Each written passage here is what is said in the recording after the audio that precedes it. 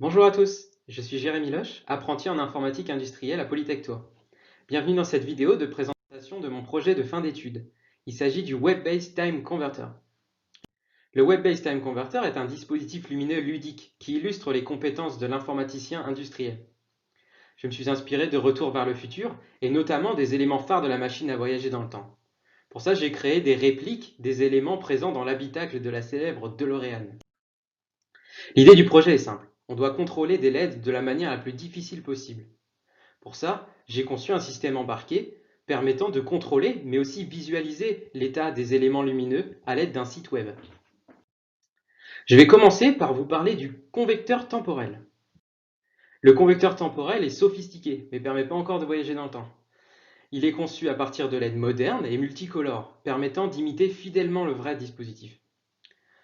Un point particulièrement intéressant est la capacité de ces LED à être pilotés individuellement à l'aide d'un seul fil. On peut alors créer toutes sortes de motifs et animations à l'aide d'un seul protocole de pilotage. Je vais maintenant vous parler de la réplique de l'affichage de date et heure. Réussir à obtenir le même look que dans le film est déjà un défi, mais contrôler 122 LED individuellement avec un nombre raisonnable de fils l'est encore plus. En choisissant les bons composants, j'ai réussi à piloter l'ensemble avec seulement 2 connexions. Le système est donc indépendant et réutilisable, puisqu'il est même possible de connecter plusieurs afficheurs sans augmenter le nombre de connexions. Les éléments lumineux sont pilotables depuis un site web. On peut ainsi choisir d'allumer ou éteindre les éléments, mais on peut aussi sélectionner la luminosité et les animations à faire apparaître sur le convecteur temporel.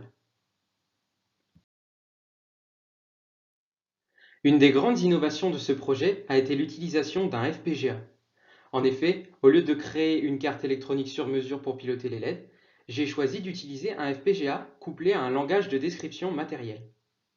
Ainsi, il suffit de décrire la carte électronique grâce au langage et de le synthétiser dans le FPGA.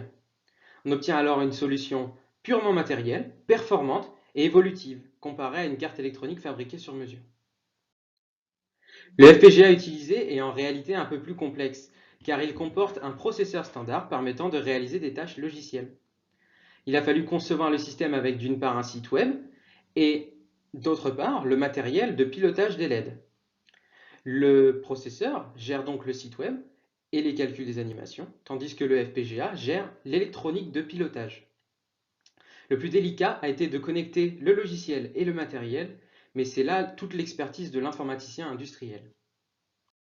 Je vous remercie d'avoir regardé cette vidéo, et si le projet vous a intéressé, n'hésitez pas à aller aux portes ouvertes ou à la fête de la science pour voir le dispositif en vrai. À bientôt!